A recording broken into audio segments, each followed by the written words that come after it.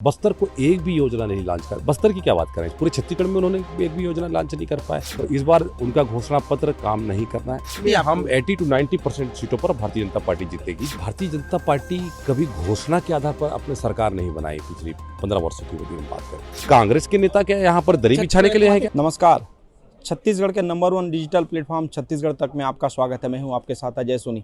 जैसा कि छत्तीसगढ़ में इन दिनों सियासी पारा है, छत्तीसगढ़ में चुनाव चल रहे हैं और सरकार किसकी बनेगी, कौन बाजी मारेगा, उसको लेकर काफ़ी चर्चाएं चल रही है। और इस चर्चा को करने के लिए हमारे साथ आज मौजूद हैं भाजपा के पूर्व मंत्री और नारायणपुर से जो भाजपा के प्रत्याशी हैं, संगठन में भी बड़ी भूमिका निभा रहे हैं, केदार कश्यप जी। केदार कश्यप जी, छत्तीसगढ़ से तक से बात करने के लिए बहुत बहुत धन्यवाद। जैसे कि पहला फेज़ में चुनाव हो गया, आप भी वहाँ से बस्तर से एक सीट से प्रत्याशी थे। क्या लगता है जो 14 सीटें हुई है वहाँ पर मतदान हुई? देखिए, बस्तर की 12 सीटों पर जिस तरीके से हमारे माताएं बहनों ने और वहाँ के हमारे आदिवासी समाज के भाइयों ने बढ़ चढ़ करके हिस्सा लिया और कांग्रेस ने जिस तरीके से पिछली बार छल कपट से सरकार बनाया, वादा खिलाफी की, बस्तर को एक भी योजना नहीं लॉन्च कर, बस्तर की क्या बात करें, पूरे छत्तीसगढ़ में उन्होंने एक भी योजना लॉन्च नहीं कर पाए, ना अधोसंरचना में निर्माण कर पाए, ना शिक्षा के स्तर पर कोई काम हो पाया। तो ये अब किस मुंह से वोट मांगने जाएंगे? ये केवल घोषणा पत्र के दम पर जाते हैं। तो पिछले बार भी उनका घोषणा पत्र के आधार पर उनकी सरकार बन गई, लेकिन वही घोषणा पर इस बार नहीं चलना है। तो इस बार उनका घोषणा पत्र काम नहीं करना है और पिछले बार भी वही घोषणा था, इस बार भी वही घोषणा है। तो हर बार आप ये कहोगे कि इस घोषणा पत्र के आधार पर सरकार बने, तो ये संभव नहीं है। और हमें विश्वास है कि हम बस्तर सहित पूरे सभी सीटों पर जहां पर भारतीय जनता अभी चुनाव लड़ी है, जो 20 सीटें वहां पर हम जीतेंगे, 100% जीतेंगे। इसमें टोटल कितनी सीटें लगती है? हम 80 to 90% सीटों पर भारतीय जनता पार्टी जीतेगी, जो ट्रेंड चला है। और बाकी सीटों पर भी आप देख लीजिएगा, जिस तरीके से छत्तीसगढ़ के वातावरण में लगातार परिवर्तन आ रहा है। लोग स्वस्फूर्त अब इस बात को कहने लगे हैं कि कांग्रेस सरकार ने पिछले 5 वर्षों में किया क्या है। न केवल 5 वर्ष, उससे पहले भी जो उनकी 60 वर्ष की सरकार रही, जितनी भी योजना थी, चाहे वो हमारे कहते हैं लोगों के सुविधाओं को लेकर के हो, उन योजनाओं को बंद करने का काम इस सरकार ने किया। जैसा कि आप लोगों ने बीजेपी की गवर्नमेंट 15 साल थी, उसके बाद 5 साल कांग्रेस की गवर्नमेंट आई, तो आपने ऐसा क्या किया था कि जनता ने 15 साल मौका दिया और कौन से ऐसे काम जो कांग्रेस ने नहीं किए कि 5 साल में फिर से बदल देगी जनता? देखिए, भारतीय जनता पार्टी कभी घोषणा के आधार पर अपने सरकार नहीं बनाई। पिछली 15 वर्षों की यदि हम बात करें, जितने भी कार्यक्रम हैं वो लोगों की आवश्यकताओं के आधार पर, उनके नीड के आधार पर उनको सुविधा पहुंचाने के दृष्टि से हम भारतीय जनता पार्टी ने काम किया। चाहे वो जिले निर्माण का बात हो, चाहे वो अपने यहाँ पर चावल की योजना हो, चाहे नमक की योजना हो, चाहे चरण पादुका की योजना हो, चाहे स्मार्ट कार्ड योजना है, सारे हम लोगों ने कहते घोषणा पत्र नहीं बनाया। हम लोगों ने देखा कि हमारे कहते हैं, हमारी सरकार ने देखा, हमारी पार्टी ने देखा कि इनकी आवश्यकता है, इसके आधार पर ये सुविधा मिलनी चाहिए, तो उसके आधार पर किया। लेकिन कांग्रेस ने क्या किया? कांग्रेस ने पिछली बार घोषणा पत्र किया, हम ये करेंगे, गंगा जल को हाथ में लेकर के बड़ी बड़ी घोषणाएं की, लेकिन उन घोषणाओं का आ जाता पता नहीं है। कांग्रेसियों से पूछो तो वो गजनी बन जाते हैं, भूल जाते हैं कि वो क्या घोषणा किए हैं। तो वो अब नहीं चलना है। अब दोबारा काट की हंडी आग पे नहीं चढ़ती है। जैसे कि आप स्वयं मान रहे हैं कि घोषणा पत्र ने कांग्रेस को सत्ता में लाने के लिए बहुत कारगर साबित हुई थी और सत्ता में आई थी, लेकिन इस बार आप लोगों ने भी लगभग 4 महीने का समय लिया घोषणा पत्र को लेकर। तो कांग्रेस ने ये सोचने पे आप लोग को मजबूर तो कर दिया कि घोषणा पत्र एक बहुत इंपॉर्टेंट चीज़ है, जनता के बीच में जाके अगर बनाएंगे तो कारगर होती है, क्योंकि कांग्रेस ने पिछले बार जनता के बीच में ही जाकर घोषणा पत्र बनाई थी और यही पैटर्न इस बार आप लोगों ने अपनाया। नहीं, संकल्प पत्र हमारा हमेशा आता है, हम लोगों ने संकल्प पत्र डाला है, लेकिन संकल्प पत्र के साथ में उसका क्रियान्वयन महत्वपूर्ण होता है। भारतीय जनता पार्टी ने बेहतर तरीके से क्रियान्वयन किया है। और यदि हम संकल्प पत्र की बात करें तो हमारा संकल्प पत्र 3 तारीख को जारी हुआ है। कांग्रेस पार्टी का घोषणा पत्र 5 तारीख को जारी हुआ है। कांग्रेस पार्टी वहाँ पो की स्थिति में थी कि क्योंकि संकल्प पत्र में जो बातें हम लोगों ने लाई थी, उससे हट करके उनके पास में कुछ भी योजना नहीं है। उन्होंने तो हमारी योजना को, हमारा संकल्प पत्र है, उसका कॉपी करने का काम किया। तो वो उनके पास में जो घोषणा पत्र है, यदि कर्ज माफ़ी का देखें तो उसके अलावा उनके पास में जितनी भी वो है, वो सारे के सारे भारतीय जनता पार्टी के इसमें है। तो जो लोग हैं वो भारतीय जनता पार्टी के ऊपर विश्वास करते हैं, न कि कांग्रेस पार्टी ने, क्योंकि कांग्रेस पार्टी ने धोखा दिया है। और अभी भी जो इनकी लाइन है कर्ज माफ़ी को लेकर के, कर्ज माफ़ी में भी उन्होंने कहा है कि पूर्व के भांति हम कर्ज माफ़ी करेंगे। तो पूर्व के भांति कर्ज माफ़ी करेंगे तो इसका मतलब ये है कि वो पिछली बार लघु किसान, सीमांत किसान और इस बैंक का नहीं, उस बैंक का नहीं, यही कर करके कहते हैं, उन्होंने को बहाना बना था। इस बार भी उसी तरीके से बहाना बना करके ये लोग लोगों को ठगने का काम करेंगे। पिछली बार कर्ज माफ़ी निश्चित रूप से करंट साबित हुई थी, इम्पैक्ट भी हुआ था। तो इस बार का जो कर्ज माफ़ी है घोषणा के दिन तो निश्चित तौर पे भाजपा को ये लगा होगा कि ये फिर से कहीं ना कहीं वो मास्टर स्ट्रोक चला है, लेकिन इस बार वो कर्ज माफ़ी का किसानों में वो रुझान दिखता नजर आ नहीं रहा है। बिल्कुल, क्योंकि पिछली बार धोखा खा चुके हैं ना, मैंने कहा ना पहले कि पिछली बार धोखा खा चुके हैं और अभी भी उनके चलते जो घोषणा पत्र है वो उसकी लाइन देख लीजिए कि पिछली बार की तरह कर्जा माफ़ी करेंगे। तो पिछली बार जैसा कर्ज माफ़ी हुआ था उसी तरीके से माफ़ करेंगे, तो लोगों का विश्वास खत्म हो चुका है, धान खरीदी पर इनका विश्वास खत्म हो चुका है। आज 4-4 बार उनको जाना पड़ रहा है अपने उसके लिए, पेमेंट के लिए। तो ये सरकार पूरी तरीके से फेल हो चुकी है और जो वादे इन्होंने गंगा जल को लेकर के किया था वो सारी की सारी योजना आज या तो अधर पे है या बंद हो चुकी है। रेडी टू ईट का काम छीन लिया, प्रधानमंत्री आवास छीन लिया, हमारे यहाँ पर तीर्थ यात्रा योजना थी उसको छीन लिया, हमारे यहाँ पर शाकंभरी योजना थी उसको छीन लिया। सारी योजनाओं को तो छीनने का काम इन्होंने किया। अब किस मुंह से ये लोग जाएंगे, कहते हैं जनता से, कहते हैं वोट मांगने के लिए, ये तो छिप रहे हैं।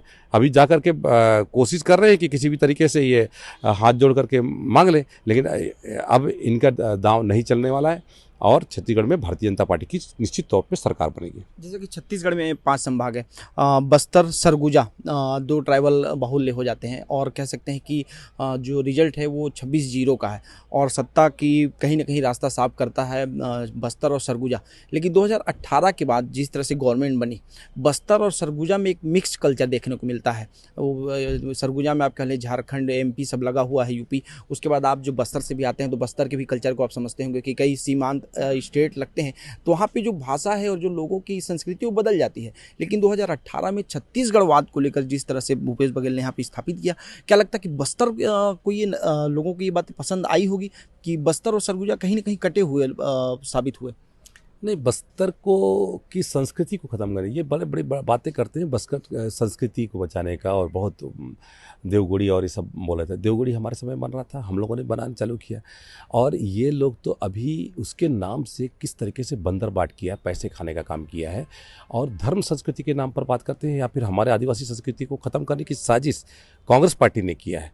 कांग्रेस पार्टी के यदि हम बात करें, इनके IAS IPS लिख कर देते हैं कि यहाँ पर अवैध धर्मांतरण हो रहा है, सरकार चेते, लेकिन सरकार कहाँ है, उनकी कोई सुनने वाला नहीं सरकार, तो बल्कि और जो इनका खिलाफत कर रहे हैं उनको कहते हैं जेल में ठूसने का काम कर रही है। तो ये लोग क्या बात करेंगे हमारे धर्म और संस्कृति के बारे में?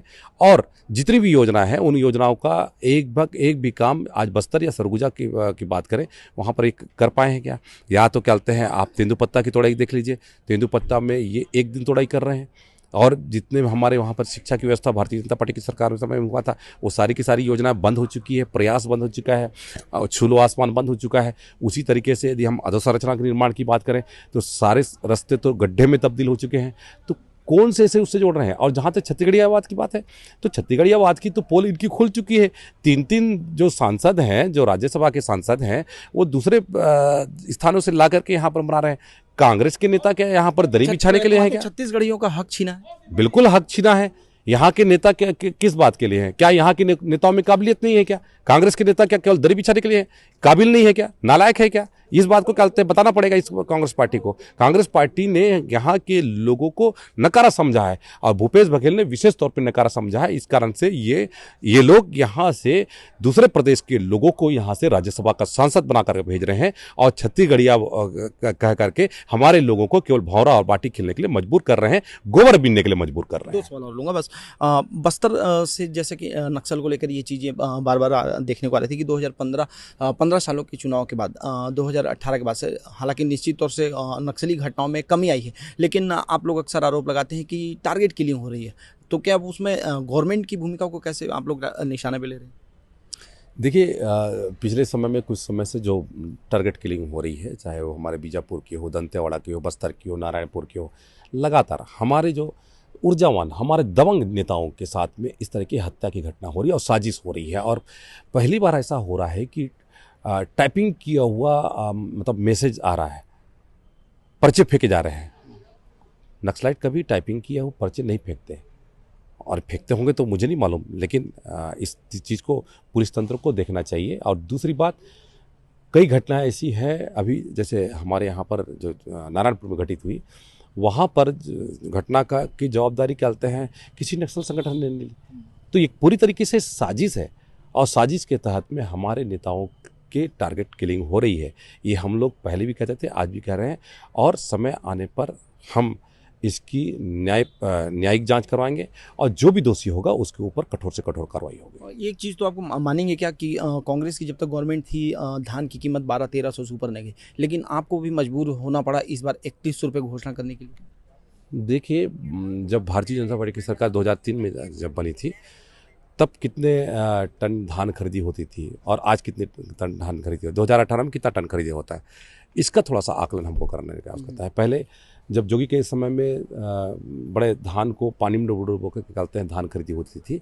अभी भी जो केंद्र सरकार की यदि राशि हम हटा दें, तो छत्तीसगढ़ की कांग्रेस की सरकार के में इतनी हिम्मत नहीं है कि वो हमारे किसान भाइयों का दाना दाना धान खरीद कर सके। ये हमारे माननीय मोदी जी के कारण से है कि आज हमारे यहाँ के किसानों का दाना दाना धान खरीदा जा रहा है। ये संभव हो सका तो मोदी जी के कारण से। और भारतीय जनता पार्टी की सरकार बनेगी तो निश्चित तौर पे हम अपने किसान भाइयों को चक्कर लगाने नहीं देंगे, उनको न्याय योजना के नाम से हम भटकने नहीं देंगे। हमारा जो राशि होगा एक मुश्त जाएगा, और जो कांग्रेस पार्टी अभी वर्तमान में जो लाभ दे रही है, अब भविष्य में जो लाभ देगी, उससे हम ज़्यादा लाभ देंगे। ये बात को हम लोगों ने हमेशा कहा है। 70 में अब कितनी सीटें? अभी तो आपने 80-19% कहा, अब दूसरे फेज में 70 सीटों पे चुनाव होना है। 70 पे कितना ले रहे हैं? 70 का चुनाव हो जाने दीजिए, हम बड़े मुस्तैदी के साथ चुनाव लड़ेंगे। और पूरे कांग्रेस बोली 75 पार बोलती है। पूरा जोश खरोश के साथ में लड़ेंगे।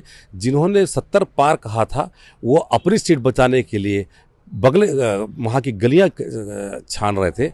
जिन्होंने कहा था कि हम फार्म भरेंगे और हमको जनता जीता कर लाएगी, तो उनसे आप एक बार जरूर पूछिएगा कि उन्होंने फार्म भरा और उसके बाद कितने दौरे किए, कितने लोगों से संपर्क किया, यदि संपर्क किया तो क्यों किया, क्या वो भी गंगा जल को हाथ में लेकर के झूठ बोलने का काम वहाँ पर भी किया क्या? इस बात को क्या लगता है, क्या जवाब ये जवाब देंगे। पर शराबबंदी में आप लोगों ने भी कुछ स्पष्ट नहीं किया। वो लोगों शराबबंदी की घोषणा तो हमारी नहीं है ना, ये तो भारतीय जनता पार्टी के नहीं है। खड़ी की तो जनता आपकी तरफ देख रही है। भारतीय जनता पार्टी हमने किया, भारतीय जनता पार्टी की सरकार रही थी, हमने दुकानों की संख्या कम की, हम लोगों ने गली चौराहे में दुकानें लगाने से बंद कर दिया, हम लोगों ने घर पहुंच सेवा बंद कर दी, इन्होंने घर पहुंच ले दिया। इस बात को पूछिए ना। और इनका घोषणा था कि हम दारू बंद कराएंगे, तो अब ये इनके शराब मंत्री तो खुद सट्टा फूंक रहे हैं, खुद क्या दारू पी के नाच रहे हैं, तो वो क्या जवाब वो करेंगे? तो ऐसे लोगों को तो इन लोगों ने मंत्री बनाया है, तो वो तो खुद अपने उसमें फंसा हुआ है। हमने कभी नहीं कहा, हमने कहा कि हम कम करेंगे, और निश्चित तौर पे भारतीय जनता पार्टी की सरकार बनेगी तो जितने भी कहते हैं अवैध शराब के दुकानें हैं वो बंद होगी, और अवैध जो कहते हैं दारू का धंधा है वो खत्म होगा। बहुत बहुत धन्यवाद केदार कश्यप जी। तो ये थे हमारे साथ केदार कश्यप जी, जिन्होंने सभी सवालों का बेबाकी से जवाब दिया और कहा कि पहले फेज़ की सीटों में 80 से 90% जीतेंगे, और 2000 बाकी जो 70 सीटें हैं उस पर भी अधिकतर सीटें जीतेंगी, और छत्तीसगढ़ में भाजपा की सरकार बनाने जा रहे हैं। सहयोगी साहिल के साथ अजय सोनी, रायपुर, छत्तीसगढ़ तक।